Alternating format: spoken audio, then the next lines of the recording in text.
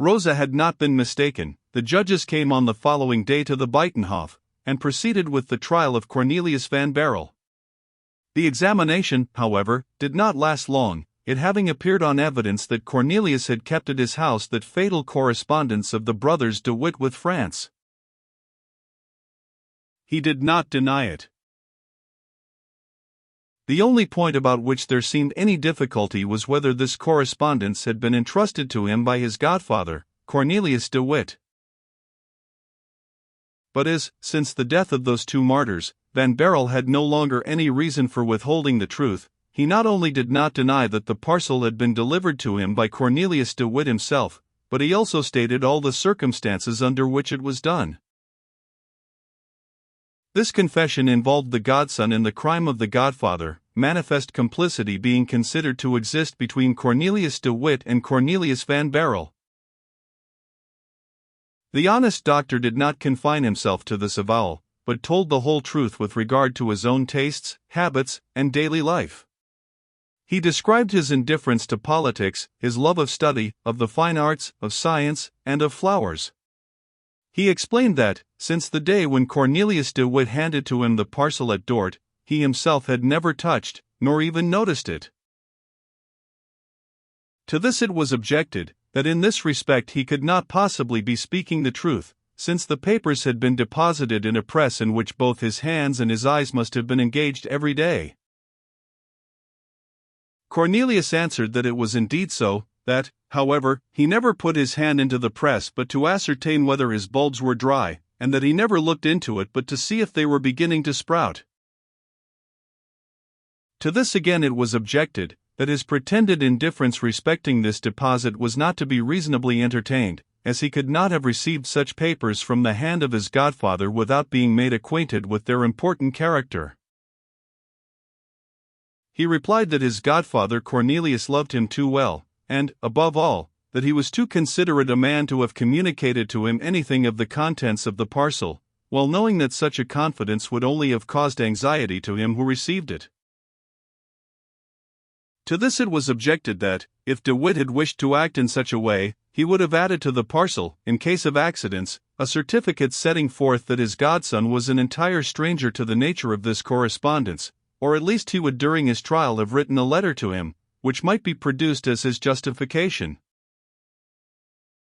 Cornelius replied that undoubtedly his godfather could not have thought that there was any risk for the safety of his deposit, hidden as it was in a press which was looked upon as sacred as the tabernacle by the whole household of Van Barrel, and that consequently he had considered the certificate as useless. As to a letter, he certainly had some remembrance that some moments previous to his arrest, whilst he was absorbed in the contemplation of one of the rarest of his bulbs, John De Witt's servant entered his dry room, and handed to him a paper, but the whole was to him only like a vague dream. The servant had disappeared, and as to the paper, perhaps it might be found if a proper search were made. As far as Creek was concerned, it was impossible to find him, as he had left Holland. The paper also was not very likely to be found, and no one gave himself the trouble to look for it. Cornelius himself did not much press this point, since, even supposing that the paper should turn up, it could not have any direct connection with the correspondence which constituted the crime. The judges wished to make it appear as though they wanted to urge Cornelius to make a better defense. They displayed that benevolent patience which is generally a sign of the magistrates being interested for the prisoner, or of a man's having so completely got the better of his adversary that he needs no longer any oppressive means to ruin him. Cornelius did not accept of this hypocritical protection, and in a last answer, which he set forth with the noble bearing of a martyr and the calm serenity of a righteous man, he said, "You ask me things, gentlemen, to which I can answer only the exact truth. Hear it. The parcel was put into my hands in the way I have described. I vow before God that I was, and am still, ignorant of its contents, and that it was not until my arrest that I learned that this deposit was the correspondence of the Grand Pensionary with the Marquis de Louvois. And lastly, I vow and protest that I do not understand how anyone should have known that this parcel was in my house, and, above all, how I can be deemed criminal for having received what my illustrious and unfortunate godfather brought to my house." This was Van Barrel's whole defense, after which the judges began to deliberate on the verdict. They considered that every offshoot of civil discord is mischievous, because it revives the contest which it is the interest of all to put down. One of them, who bore the character of a profound observer, laid down as his opinion that this young man, so phlegmatic in appearance, must in reality be very dangerous, as under this icy exterior he was sure to conceal an ardent desire to avenge his friends, the De Witts. Another observed that the love of tulips agreed perfectly well with that of politics, and that it was proved in history that many very dangerous men were engaged in gardening, just as if it had been their profession, whilst really they occupied themselves with perfectly different concerns, witness Tarquin the Elder, who grew poppies at Gabii, and the great Conde, who watered his carnations at the dungeon of Vincennes at the very moment when the former meditated his return to Rome, and the latter his escape from prison. The judge summed up with the following dilemma. Either Cornelius Van Barrel is a great lover of tulips, or a great lover of politics. In either case, he has told us a falsehood, first, because his having occupied himself with politics is proved by the letters which were found at his house, and secondly, because his having occupied himself with tulips is proved by the bulbs which leave no doubt of the fact. And herein lies the enormity of the case. As Cornelius Van Barrel was concerned in the growing of tulips and in the pursuit of politics at one and the same time, the prisoner is of hybrid character, of an amphibious organization, working with equal ardor at politics and at tulips, which proves him to belong to the class of men most dangerous to public tranquility, and shows a certain, or rather a complete, analogy between his character and that of those master minds of which Tarquin the Elder and the great Conde have been felicitously quoted as examples. The upshot of all these reasonings was, that His Highness the Prince Stadtholder of Holland would feel infinitely obliged to the magistracy of The Hague if they simplified for him the government of the 7 provinces by destroying even the least germ of conspiracy against his authority. This argument capped all the others, and, in order so much the more effectually to destroy the germ of conspiracy, sentence of death was unanimously pronounced against Cornelius Van Barrel, as being arraigned, and convicted, for having, under the innocent appearance of a tulip fancier, participated in the detestable intrigues and abominable plots of the brothers De Witt against Dutch nationality and in their secret relations with their French enemy. A supplementary clause was tacked to the sentence, to the effect that the aforesaid Cornelius Van Barrel should be led from the prison of the Buitenhof to the scaffold in the yard of the same name, where the public executioner would cut off his head. As this deliberation was a most serious affair, it lasted a full half-hour, during which the prisoner was remanded to his cell. There the Recorder of the States came to read the sentence to him. Master Gryphus was detained in bed by the fever caused by the fracture of his arm. His keys passed into the hands of one of his assistants. Behind this turnkey, who introduced the recorder, Rosa, the fair Frisian maid, had slipped into the recess of the door, with a handkerchief to her mouth to stifle her sobs. Cornelius listened to the sentence with an expression rather of surprise than sadness. After the sentence was read, the recorder asked him whether he had anything to answer.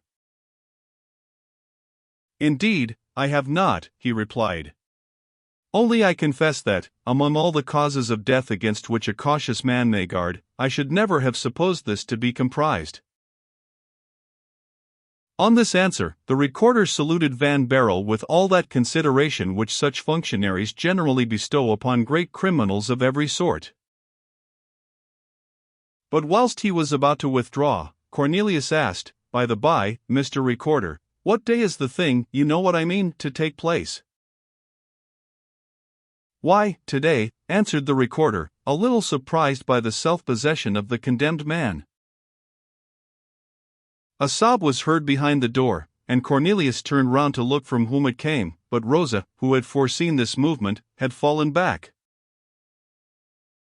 "And," continued Cornelius, "what hour is appointed?" 12 o'clock, sir." Indeed, said Cornelius, I think I heard the clock strike 10 about 20 minutes ago. I have not much time to spare. Indeed you have not, if you wish to make your peace with God, said the recorder, bowing to the ground. You may ask for any clergyman you please. Saying these words he went out backwards, and the assistant turnkey was going to follow him, and to lock the door of Cornelius's cell, when a white and trembling arm interposed between him and the heavy door. Cornelius saw nothing but the golden brocade cap, tipped with lace, such as the Frisian girls wore. He heard nothing but someone whispering into the ear of the turnkey. But the latter put his heavy keys into the white hand which was stretched out to receive them, and, descending some steps, sat down on the staircase which was thus guarded above by himself, and below by the dog. The headdress turned round, and Cornelius beheld the face of Rosa, blanched with grief, and her beautiful eyes streaming with tears. She went up to Cornelius, crossing her arms on her heaving breast. "Oh, sir, sir," she said, but sobs choked her utterance. "My good girl," Cornelius replied with emotion, "what do you wish? I may tell you that my time on earth is short." "I come to ask a favor of you," said Rosa, extending her arms partly towards him and partly towards heaven. "Don't weep so, Rosa," said the prisoner, "for your tears go much more to my heart than my approaching fate, and you know, the less guilty a prisoner is, the more it is his duty to die calmly, and even joyfully, as he dies a martyr. Come, there's a dear, don't cry any more, and tell me what you want, my pretty Rosa." She fell on her knees. "Forgive my father," she said. Your father," said Cornelius, astonished. "Yes, he has been so harsh to you, but it is his nature, he is so to everyone, and you are not the only one whom he has bullied. He is punished, my dear Rosa, more than punished, by the accident that has befallen him, and I forgive him." "I thank you, sir," said Rosa. "And now tell me, can I do anything for you?" "You can dry your beautiful eyes, my dear child," answered Cornelius, with a good-tempered smile. "But what can I do for you I mean?" "A man who has only 1 hour longer to live must be a great sybarite still to want anything, my dear Rosa." "The clergyman whom they have proposed to you?" "I have worshipped God all my life, I have worshipped him in his works, and praised him in his decrees. I am at peace with him and do not wish for a clergyman. The last thought which occupies my mind, however, has reference to the glory of the Almighty, and, indeed, my dear, I should ask you to help me in carrying out this last thought." "Oh, Mynheer Cornelius, speak, exclaimed Rosa, still bathed in tears. "Give me your hand, and promise me not to laugh, my dear child." "Laugh," exclaimed Rosa, frantic with grief, "laugh at this moment. Do you not see my tears? Rosa, you are no stranger to me. I have not seen much of you, but that little is enough to make me appreciate your character.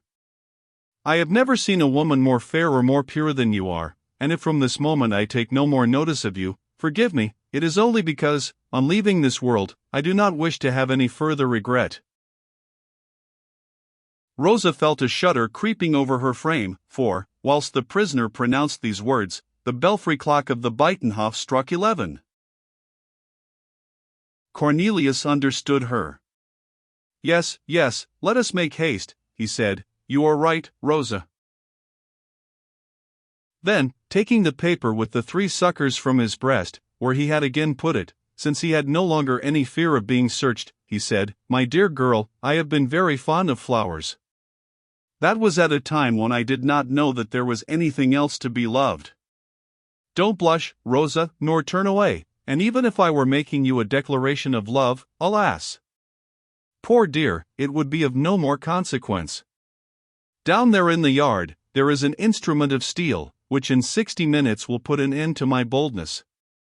Well, Rosa, I loved flowers dearly, and I have found, or at least I believe so, the secret of the great black tulip, which it has been considered impossible to grow, and for which, as you know, or may not know, a prize of 100,000 guilders has been offered by the Horticultural Society of Haarlem. These 100,000 guilders, and heaven knows I do not regret them, these 100,000 guilders I have here in this paper, for they are won by the 3 bulbs wrapped up in it, which you may take, Rosa, as I make you a present of them. Mynheer Cornelius. Yes, Rosa, you may take them, you are not wronging anyone, my child. I am alone in this world, my parents are dead, I never had a sister or a brother. I have never had a thought of loving anyone with what is called love, and if anyone has loved me, I have not known it. However, you see well, Rosa, that I am abandoned by everybody, as in this sad hour you alone are with me in my prison, consoling and assisting me. But, sir, 100,000 guilders. Well, let us talk seriously, my dear child, those 100,000 guilders will be a nice marriage portion, with your pretty face, you shall have them, Rosa, dear Rosa, and I ask nothing in return but your promise that you will marry a fine young man, whom you love, and who will love you, as dearly as I loved my flowers. Don't interrupt me, Rosa dear, I have only a few minutes more. The poor girl was nearly choking with her sobs. Cornelius took her by the hand. Listen to me, he continued, I'll tell you how to manage it. Go to Dort and ask Butruisheim, my gardener, for soil from my border number 6, fill a deep box with it, and plant in it these 3 bulbs. They will flower next May, that is to say, in 7 months, and, when you see the flower forming on the stem, be careful at night to protect them from the wind, and by day to screen them from the sun. They will flower black, I am quite sure of it. You are then to apprise the president of the Haarlem Society. He will cause the color of the flower to be proved before a committee, and these 100,000 guilders will be paid to you. Rosa heaved a deep sigh. And now, continued Cornelius, wiping away a tear which was glistening in his eye, and which was shed much more for that marvelous black tulip which he was not to see than for the life which he was about to lose, I have no wish left, except that the tulip should be called Rosa Barlowensis, that is to say, that its name should combine yours and mine, and as, of course, you do not understand Latin, and might therefore forget this name, try to get for me pencil and paper, that I may write it down. For you. Rosa sobbed afresh, and handed to him a book, bound in shagreen, which bore the initials C.W. What is this? Asked the prisoner. Alas, replied Rosa, it is the Bible of your poor godfather, Cornelius de Witt. From it he derived strength to endure the torture, and to bear his sentence without flinching. I found it in this cell, after the death of the martyr, and have preserved it as a relic. Today I brought it to you, for it seemed to me that this book must possess in itself a divine power. Write in it what you have to write, Mynheer Cornelius, and though, unfortunately, I am not able to read, I will take care that what you write shall be accomplished. Cornelius took the Bible, and kissed it reverently. With what shall I write? Asked Cornelius. There is a pencil in the Bible, said Rosa. This was the pencil which John de Witt had lent to his brother, and which he had forgotten to take away with him. Cornelius took it, and on the second fly-leaf, for it will be remembered that the first was torn out, drawing near his end like his godfather, he wrote with a no less firm hand.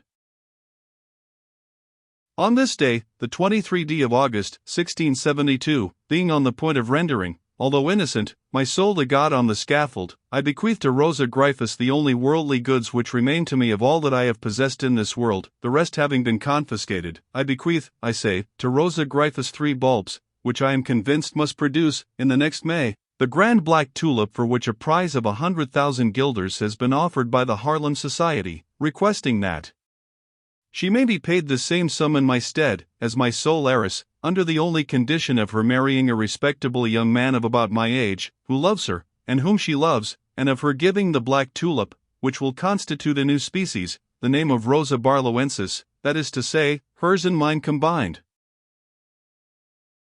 So may God grant me mercy, and to her health and long life. Cornelius Van Barrel. The prisoner then, giving the Bible to Rosa, said, "Read." "Alas," she answered, "I have already told you I cannot read." Cornelius then read to Rosa the testament that he had just made. The agony of the poor girl almost overpowered her. "Do you accept my conditions?" asked the prisoner, with a melancholy smile, kissing the trembling hands of the afflicted girl. "Oh, I don't know, sir," she stammered. "You don't know, child, and why not?" "Because there is one condition which I am afraid I cannot keep." "Which?" "I should have thought that all was settled between us." "You give me the 100,000 guilders as a marriage portion, don't you?" "Yes." "And under the condition of my marrying a man whom I love?" "Certainly." "Well, then, sir, this money cannot belong to me. I shall never love anyone, neither shall I marry." And, after having with difficulty uttered these words, Rosa almost swooned away in the violence of her grief. Cornelius, frightened at seeing her so pale and sinking, was going to take her in his arms, when a heavy step, followed by other dismal sounds, was heard on the staircase, amidst the continued barking of the dog. "They are coming to fetch you." "Oh God! Oh God!" cried Rosa, wringing her hands. "And have you nothing more to tell me?" She fell on her knees with her face buried in her hands and became almost senseless. "I have only to say, that I wish you to preserve these bulbs as a most precious treasure, and carefully to treat them according to the directions I have given you. Do it for my sake, and now farewell, Rosa." "Yes, yes," she said, without raising her head, "I will do anything you bid me, except marrying," she added, in a low voice, "for that, oh, that is impossible for me." She then put the cherished treasure next her beating heart. The noise on the staircase which Cornelius and Rosa had heard was caused by the recorder, who was coming for the prisoner. He was followed by the executioner, by the soldiers who were to form the guard round the scaffold, and by some curious hangers-on of the prison. Cornelius, without showing any weakness, but likewise without any bravado, received them rather as friends than as persecutors, and quietly submitted to all those preparations which these men were obliged to make in performance of their duty. Then, casting a glance into the yard through the narrow iron-barred window of his cell, he perceived the scaffold, and, at 20 paces distant from it, the gibbet, from which, by order of the stadtholder, the outraged remains of the two brothers De Witt had been taken down. When the moment came to descend in order to follow the guards, Cornelius sought with his eyes the angelic look of Rosa, but he saw, behind the swords and halberds, only a form lying outstretched near a wooden bench, and a death-like face half covered with long golden locks. But Rosa, whilst falling down senseless, still obeying her friend, had pressed her hand on her velvet bodice and, forgetting everything in the world besides, instinctively grasped the precious deposit which Cornelius had entrusted to her care. Leaving the cell, the young man could still see in the convulsively clenched fingers of Rosa the yellowish leaf from that Bible on which Cornelius de Witt had with such difficulty and pain written these few lines, which, if Van Barrel had read them, would undoubtedly have been the saving of a man and a tulip.